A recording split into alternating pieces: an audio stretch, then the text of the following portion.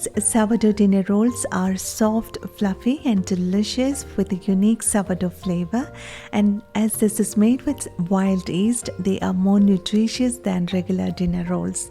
It's so easy to make these rolls, but as this is made with sourdough starter, it will take longer to rise, and to get the best flavor and benefits of sourdough starter, we are doing an overnight cold retard to make these rolls. So in this video, let's see how to make these soft buttery sourdough dinner rolls.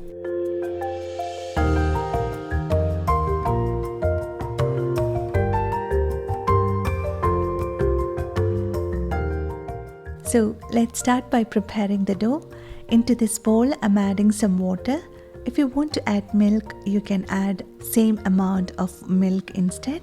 Then adding sugar, salt and some softened butter. We can use melted butter as well. Now I'm adding 75 grams of active sourdough starter, which I've already prepared. Try to mix them all together so that the sugar, salt and sourdough starter get dissolved. Then add in the flour. Give everything a rough mix.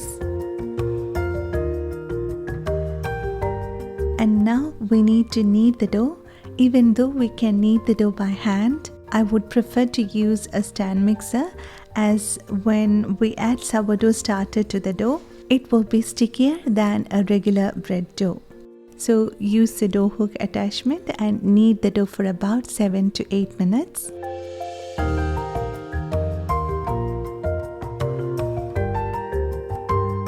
Now clean the sides of the bowl using a spatula.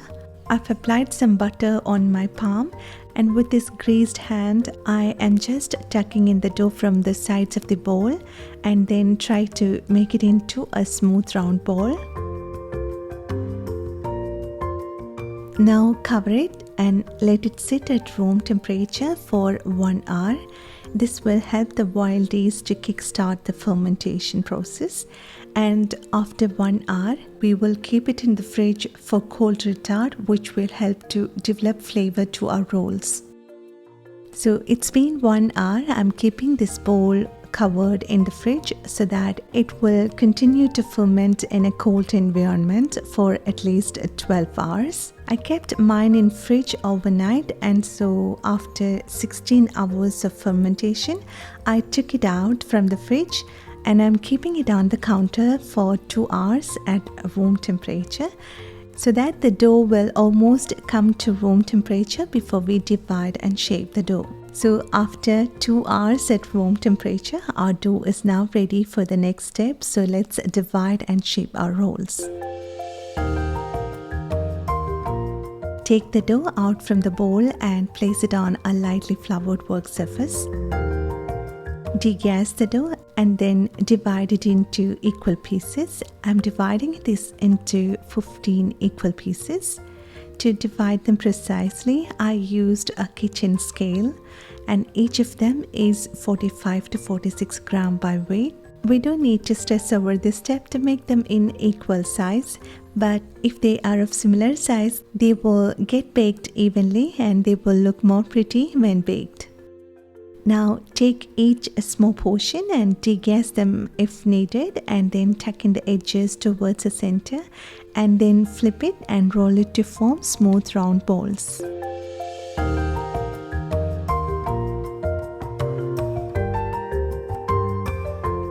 Place them onto a non-stick pan or a baking tray lined with a parchment paper.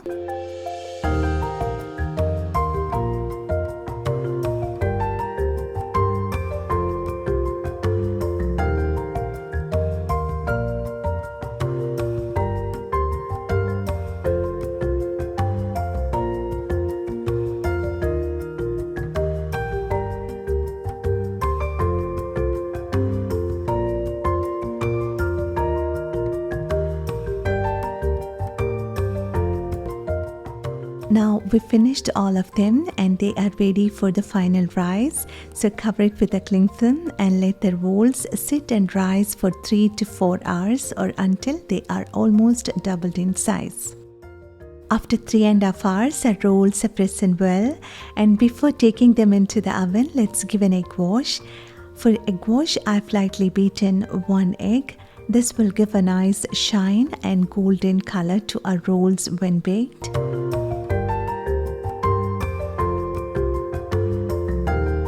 Now they are all ready to go into the oven. So bake at 375 Fahrenheit or 190 C preheated oven for 25 to 30 minutes or until they turn deep golden brown on top.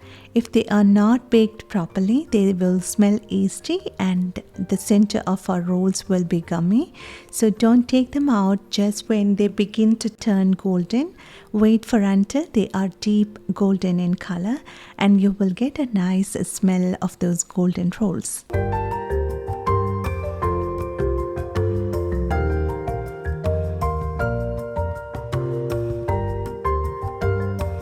So after baking, take them out of the oven. They look so beautiful. The top of our rolls will be hard when they are just out of the oven. It will get softened when they cool down.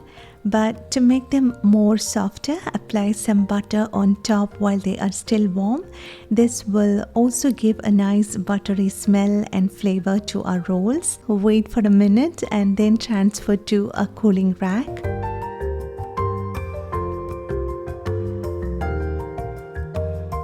And these sourdough dinner rolls are super soft and fluffy. They are light and airy and they are best for filling with your favorite ingredients, or they are simply delicious even with some honey butter or with some garlic butter or even plain butter.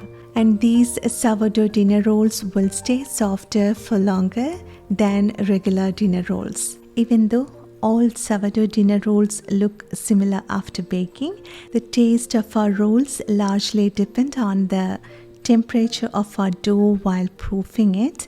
And if your place is warm, our rolls will have more sourness to it. And if your place is cold, they won't be that sour. It's not the sourness that makes it flavorful. It's the right balance of sourness that makes it flavorful.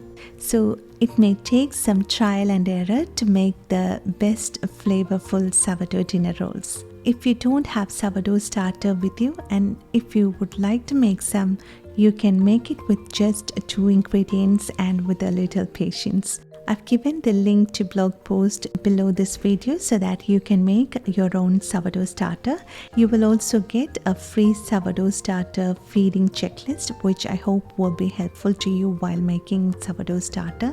I hope you like this recipe. Hope you will make this at home and I hope everybody will love it. If you like this video, please give a thumbs up and please don't forget to share this recipe with your friends and family who love sourdough bread. And thank you so much for your love and support, and thanks for watching this video. See you next time.